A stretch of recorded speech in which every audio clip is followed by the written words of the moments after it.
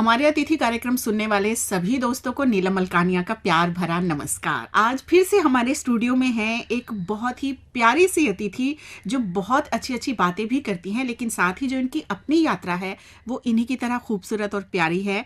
तो हम ज्यादा बात नहीं करते हुए सीधे आपका परिचय करवा रहे हैं रितु भारद्वाज जी से।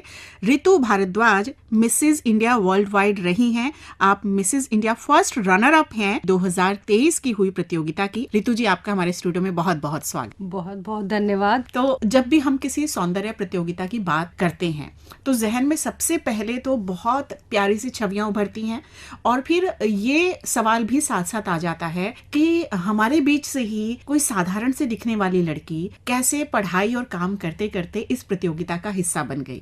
तो पहला सवाल मैं यही आपसे पूछना चाहूंगी कि कैसे ये विचार आपके मन में आया कि सौंदर्य प्रतियोगिता में भाग लिया जाए? देखिए, विचार तो बचपन से ही दिल में था। धीरे धीरे जैसे हम लोग मूवीज देखते थे, अपने आप को रिलेट करते थे हीरोइन से, एक्ट्रेसेस से, तो वो विचार कब रियलिटी में आ गया, वो एक क्षण था, शायद एक मोमेंट था कि मुझे लगा कि हाँ, अब मुझे कर लेना चाहिए। 2022 की बात है ये, जब मैंने इस बारे में सीरियसली सोचा एंड मैंने अपने आप को एनरोल किया। जबकि मैं आपको बताऊं, मैं सिर्फ सोचा इस बारे में, मैं बिल्कुल भी तैयार नहीं थी, मेंटली फिजिकली इस चीज के लिए तैयार नहीं थी, बट मैंने अपने आप को उसके अनुरूप पूरा ढाला। जी, अक्सर ये सोचा जाता है कि जो सौंदर्य प्रतियोगिताएं होती हैं, बस आपको मंच पर जाना है, बहुत प्यारे से आपको ड्रेसेस पहननी है, अच्छा सा मेकअप करना है और फिर सिलेक्शन हो जाता है। हालांकि सोशल मीडिया के माध्यम से, अन्य माध्यमों से अब हम जानते हैं कि ये प्रक्रिया उतनी सरल भी नहीं होती। और आज जबकि आप हमारे स्टूडियो में बैठी हैं, तब तो हमारे पास पूरा अवसर है ये जानने का कि पूरी प्रक्रिया क्या होती है और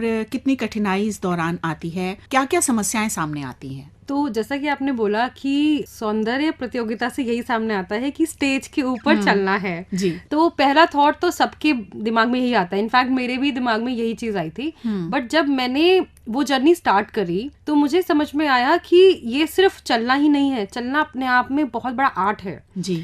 वो उसका प्रैक्टिस करना, कंसिस्टेंसी से आप कैसे चल रहे हैं उसका प्रॉपर प्रैक्टिस करना, वो तभी आता है। और स्टेज के ऊपर जब लाखों लोग आपको देख रहे हैं, वो कॉन्फिडेंस से आप तभी परफॉर्म कर पाते हैं जब आपने उसकी अच्छी प्रैक्टिस की हो। तो उसके अलावा बहुत सारी चीजें हैं, जैसे आपको अपना पूरा ध्यान रखना होता है खाने का, कि आप क्या खा रहे हैं, क्या खाने से आपका वेट बढ़ रहा है या मेंटेन हो रहा है या कम हो रहा है, क्या आपके लिए हेल्दी है, क्या आपके स्किन के लिए अच्छा है। जस्ट नॉट हम कर्व्स की बात नहीं कर रहे हैं यहाँ पे, हम स्किन की भी बात कर रहे हैं, आपके हेयर की भी बात कर रहे हैं, आपके नेल्स की भी। तो इट्स अबाउट आपका ओवरऑल हेल्थ की हम बात कर रहे हैं कि कैसे आपको वहां तक पहले पहुंचना है, फिर उसको मेंटेन करना है।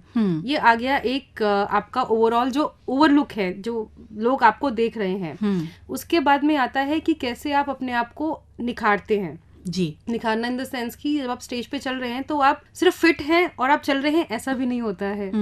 आपको मेकअप पता होना चाहिए, कितना आपके फेस पे सूट करता है, क्या सूट करता है और कैसे उसको अप्लाई किया जाता है। ठीक है। देन उसके अलावा ये बात बिल्कुल ठीक है कि हाँ, ड्रेसेस तो पहननी होती है, लेकिन जैसे हमारी बॉडीज हैं तो वो बहुत अलग अलग तरीके की हैं, अलग अलग टाइप की हैं।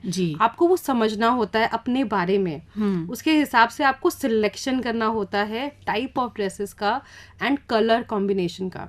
तो मेरी जर्नी बहुत ही नॉलेजेबल रही है, क्योंकि मैंने अपने बारे में जाना है। रैंप वॉक करना था, बट उससे पहले मुझे ये समझना था कि मुझे कैसे अपने आप को उसके लिए तैयार करना है कि मैं बेस्ट दिखूं, सही कपड़े का चुनाव करूं, अपने आप को कैसे सुंदर दिखूं। चलना तो ऑब्वियसली था ही, बट इसके अलावा सिर्फ चलना ही नहीं होता है, उसमें अलग अलग तरीके के और भी लेयर्स ऑफ इंटरव्यूज होते हैं, कॉम्पिटिशंस होते हैं, जैसे कि टैलेंट राउंड होता है। उसमें ये समझना होता है कि कौन किस चीज में तेज है। सबका अपना एक स्पेशलाइजेशन होता है अगेन। तो it's about consistency in the practice and the efforts जो आपने लगाए हैं उसमें। उसके बाद में एक क्वेश्चन आंसर राउंड भी आता है। तो आई थिंक सबसे मुश्किल जो होता है वो क्वेश्चन आंसर राउंड होता है, जैसे बोलते हैं ना ब्यूटी विद ब्रेन। तो वहाँ उसी वाले राउंड में क्लियर हो जाता है कि ये ब्यूटी विद ब्रेन है या नहीं है। उस दौरान करंट अफेयर्स और बहुत सारी चीजें आपने तैयारी की होगी, पढ़ाई की होगी। एब्सोल्युटली। और मैं आपसे वो सवाल भी जानना चाहूंगी जो आपसे पूछा गया था और क्या जवाब आपने दिया था। बिल्कुल। तो अगर मैं क्वेश्चन आंसर की बात करूं तो उसमें हमें ये सिखाया जाता है कि पहले आप जहाँ पे हैं, जहाँ से हैं, तो वहाँ के बारे में आपको पूरा नॉलेज होनी चाहिए जी। ठीक है, मैं फरीदाबाद से जैसे मेरा जन्म हुआ है तो मुझे पता होना चाहिए वहाँ पे क्या चीज अच्छी है, किस लिए वो फेमस है। बट मेरा ससुराल जैसे पटियाला में है तो अगर वहाँ से रिलेटेड मुझे पता होना चाहिए, पूरी मुझे नॉलेज होनी चाहिए वहाँ पे क्या चीज किस चीज के लिए फेमस है। मैं रहती हूँ ग्रेटर नोएडा में, तो वहाँ पे क्या चीज फेमस है, क्या चीज अच्छी है। ये बेसिक हमारी स्टेप्स थे कि हमें कैसे क्वेश्चन आंसर्स में घुसना है। देन करंट अफेयर्स, वो तो हमें पता ही होने चाहिए। पॉलिटिकल भी पता होना चाहिए हमको, क्रिकेट के बारे में पता होना चाहिए, अपने फीमेल्स के बारे में पता होना चाहिए, जो ब्यूटी पेजेंट्स होते हैं, कौन विनर्स रहे हैं उनके बारे में, उनके क्या क्वेश्चंस पूछे गए, वहां तक हमको चीजें तैयार करनी होती है अपने आप को। तो इट्स ऑल अबाउट प्रैक्टिस। तो क्या सवाल आपसे पूछा गया था?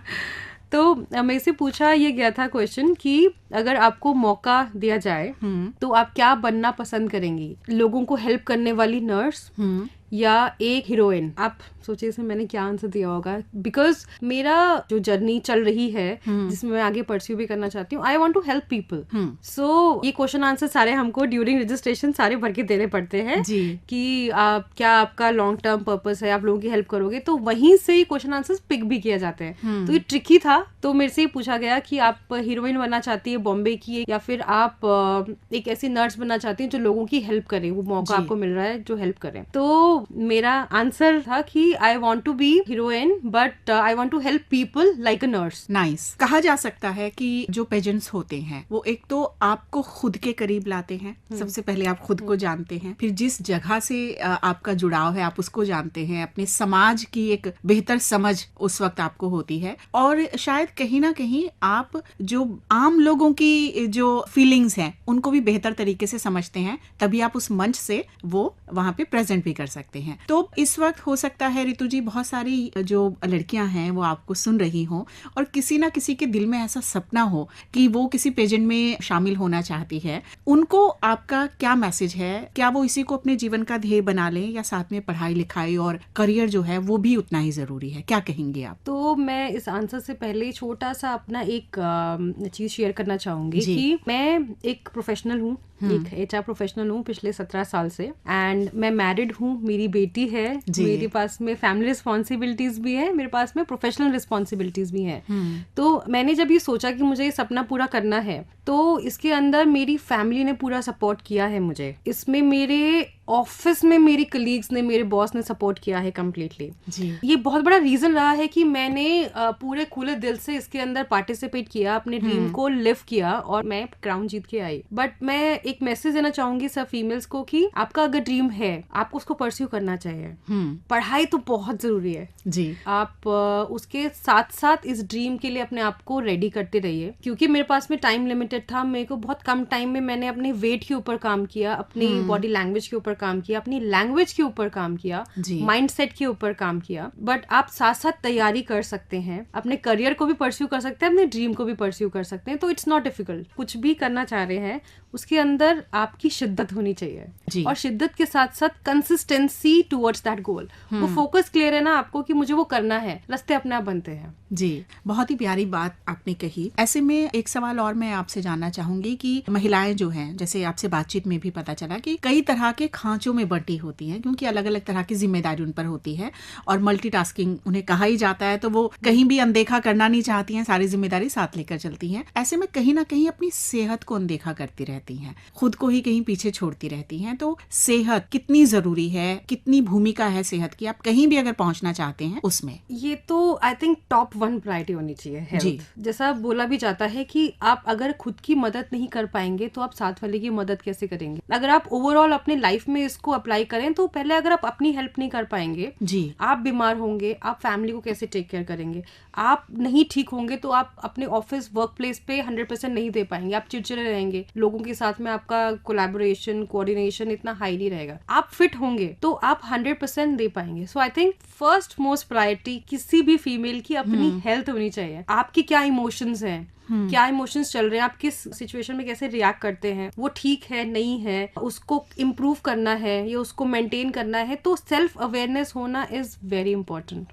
Mental, physical, emotional wellbeing is very important आज के टाइम पे, जहाँ पे लड़कियां अपने आप को हर जगह पे मल्टीटास्किंग करके आगे रख के प्रूव कर रही हैं. तो अपना self being and health is very very important. और रितु जी, कहा भी जाता है ना कि अगर आप खूबसूरत हैं तो सुंदर आप वैसे भी दिखेंगे, लेकिन ऐसा बहुत कम होता है कि आप अंदर से तो हेल्दी हैं नहीं, बहुत सारी परेशानियां, बीमारियां हैं, और ऊपर से आप सुंदर दिखने की कोशिश करें तो वो कहीं ना कहीं मुश्किल भी होता है, दिख जाता है वो. जी. अब मुझे ये बताइए कि 2023 से पहले की जो रितु भारद्वाज थी और आज जो है, इन दोनों लड़कियों में क्या अंतर है? बहुत फर्क है. 2019 में मेरी बेटी हुई थी. बेटी के टाइम पे कॉम्प्लिकेशंस थे तो मुझे अपनी जॉब भी छोड़नी पड़ी थी, तो एक फाइनेंशियल इंडिपेंडेंस मेरी हट गई थी. कोविड आ गया था 2020 में, सो सब लोग घर पे थे एंड कहीं बाहर बिल्कुल नहीं जा पा रहे थे. बेस्ट पार्ट ये था कि हाँ, सब लोग साथ में हैं एंड बेटी का टेक केयर भी हो रहा है, बट कहीं ना कहीं हेल्थ कॉम्प्रोमाइज हो रही थी, मेंटल हेल्थ कॉम्प्रोमाइज हो रही थी, फिजिकल हेल्थ भी कॉम्प्रोमाइज हो रही थी. सो वही टाइम है जब मेरा वेट बहुत ऊपर चला गया था, मैं ओवरवेट हो गई थी, पोस्टपार्टम डिप्रेशन मुझको हो गया था, रिस्पॉन्सिबिलिटीज घर के साथ साथ हैंडल करते करते मुझे ऐसा लगता था कि मेरा कॉन्फिडेंस बहुत लो हो गया है जी. वो बहुत ही अलग फेज था मेरा. तो मैं जब इस बारे में मैंने सोचा कि मुझे सौंदर्य प्रतियोगिता में पार्टिसिपेट करना है, मैंने फॉर्म भर दिया, ऑडिशन की कॉल आई मेरी, the way I presented the question, मेरा ऑडिशन क्लियर हो गया, लेकिन मुझे कॉन्फिडेंस नहीं आ रहा था कि मैं कर पाऊंगी जी. तो धीरे धीरे रास्ते बनते गए. मुझे पेजेंट कोच जिनसे मैंने निरंतर गाइडेंस लेती रही, उन्होंने मुझे गाइड किया कि कैसे करना है. अच्छी डाइटिशियन मिली मुझे जिन्होंने मेरे डाइट के ऊपर पूरा गाइड किया, मेरे को हेल्थ कैसे मेंटेन करनी है. मुझे जुम्बा इंस्ट्रक्टर मिली जिन्होंने मुझे पूरी मेहनत मेरे साथ उन्होंने करी है कैसे वेट को मुझे रिड्यूस करना है, बिकॉज सबसे पहला चैलेंज मेरा वेट था. ये 20 किलो मैंने कम किया है. ट्रांसफॉर्मेशन तो हुआ है, जर्नी तो मेरी रही है और बहुत फर्क आया है जी.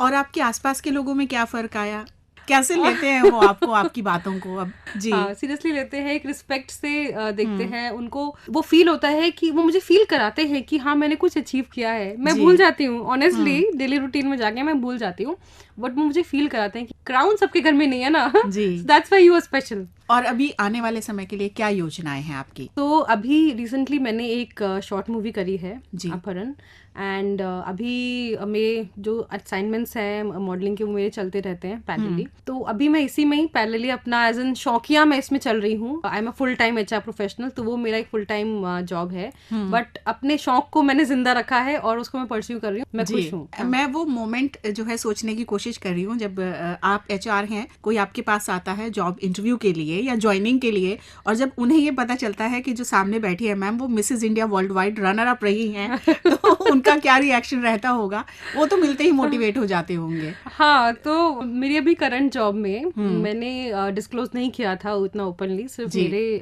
बॉस उनको मालूम था, बट सोशल मीडिया का जमाना है, ये चीजें ज्यादा दिन तक तो नहीं छुप सकती, तो धीरे धीरे लोगों को पता चलना शुरू हो गया. तो जब लोगों ने मेरे से पूछना शुरू किया तो they actually, I feel that inspiration and that respect वो अलग नजरिए से दिखते हैं आपको जी. वो फर्क है जी, वो फर्क है. तो रितु जी, आज एक बहुत ही खूबसूरत से सफ़र की बातें आपने हमारे साथ साझा की. हम ये उम्मीद करते हैं कि हमारे श्रोताओं को इससे ज़रूर फ़ायदा होगा, क्योंकि उन्हें समझ में आएगा कि खूबसूरत दिखना भी आसान नहीं है और खूबसूरत बने रहना और हेल्दी बने रहना भी बहुत चैलेंजिंग है, लेकिन वो अपने सपने को पूरा करने की दिशा में इन सब चीज़ों का भी ध्यान रखेंगे. आपके लिए बहुत सारी शुभकामनाएं. आप जीवन में और आगे बढ़ें, आप जो चाहती हैं वो सब पूरा हो, और फिर से हम स्टूडियो में बैठेंगे, आपकी उपलब्धियों के बारे में बात करेंगे. आप आज हमारे स्टूडियो में आई, आपका बहुत बहुत धन्यवाद. थैंक यू सो मच मुझे बुलाने के लिए. तो कार्यक्रम प्रस्तुतकर्ता प्रभा कुमार के साथ मैं नीलम मलकानिया हमारे अतिथि कार्यक्रम से अब लेती हूँ आप सबसे अनुमति. नमस्कार.